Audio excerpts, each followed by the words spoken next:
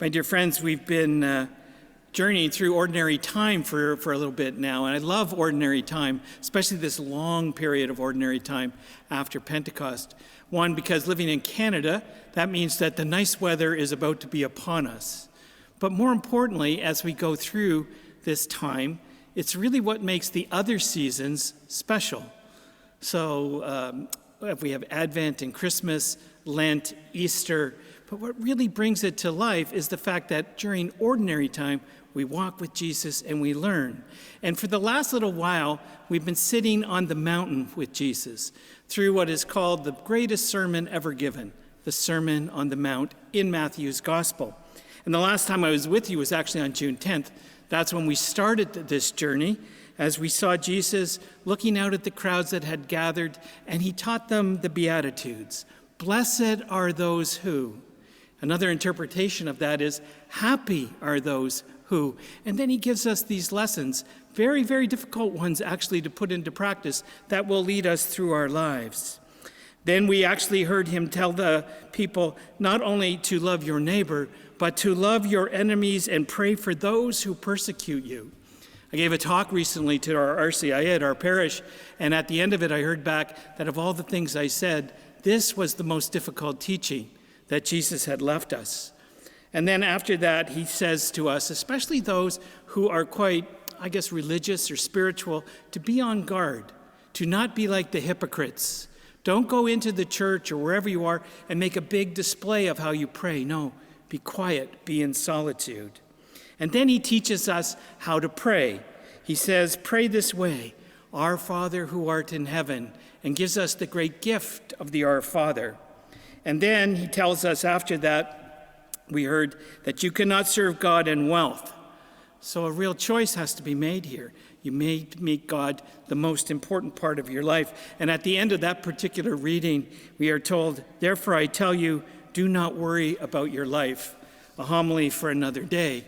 That if we are true followers of the Sermon on the Mount, the teachings of Jesus, why do we worry so much?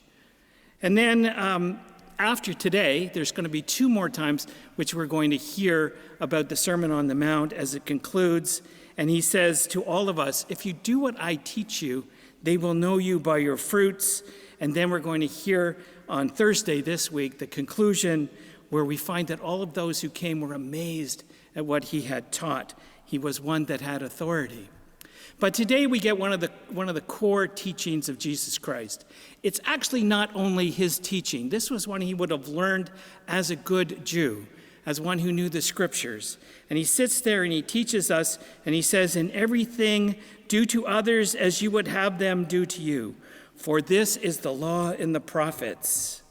Now, it may sound like a simple teaching, but this particular teaching, which undergirds a lot of other teachings, is not easy. So he tells us that to follow this, we have to enter through the narrow gate. Many take the wide gate that's easy, but this is a narrow gate to get through, and only few will do it. The Golden Rule, as it's called. This is a teaching that's found in many, if not all, major religions. In Hinduism, they say, this is the sum of duty. Do unto others that which would cause you pain if done to you. Do not do unto others as if it caused pain to you. Now, Judaism, where Jesus would have first actually been exposed to this teaching, it says, never do to anyone else anything that you would not want someone else to do to you. But what Jesus does in the teaching on the Sermon on the Mount is he takes that negative and he makes it a positive. And instead of saying, don't do this, he says, do this. In everything, do to others as you would have them do to you. For this is the law and the prophets. Now, as I was looking at this and doing some research and looking at the Golden Rule, which was also something that's always fascinated me, I came across Father Henry Gensler. He was a Jesuit. He died in 2022, but he had spent 50 years of his life researching and teaching on the Golden Rule. And here's what he said, and it was very, very detailed, and this is kind of a summary. He took the Golden Rule and he said, listen, we need to apply it slightly differently, or at least think about it differently. And here's Gensler's Golden Rule. Treat others only as you consent to being treated in the same situation. What he's talking about in his teachings are the power of empathy, the ability to take ourselves and put ourselves in the other's shoe, right? And then, as we really try to understand what the other is all about, let's treat them that way, as if we were in that situation. In Luke's gospel, Jesus teaches about love, where he tells us to love God with all of our heart and soul, to love our neighbor as we love ourselves. And he uses this parable, which actually is a story that sums up the golden rule. And right after he says that, in Luke's gospel, he tells the parable of the Good Samaritan, who is our neighbor. And you know that story, don't you? It's a Jewish man going from Jerusalem to Jericho. He is accosted by robbers. He is beaten and left to die at the side of the road. A priest and a Levite, both Jews, see him. What do? They cross to the other side. But it's a Samaritan who's the sworn enemy of the Jew, right, who comes and has pity, compassion on the one. And he takes him, he nurses him, and he drops him off at the inn. And he says to the innkeeper, do whatever he needs. I will come back and I will take care of it. And Jesus asks after that, who shows mercy in this situation? And they all look at him. He says, well, of course, the one who helped. And really, I think we could take that and we could apply it to today's reading.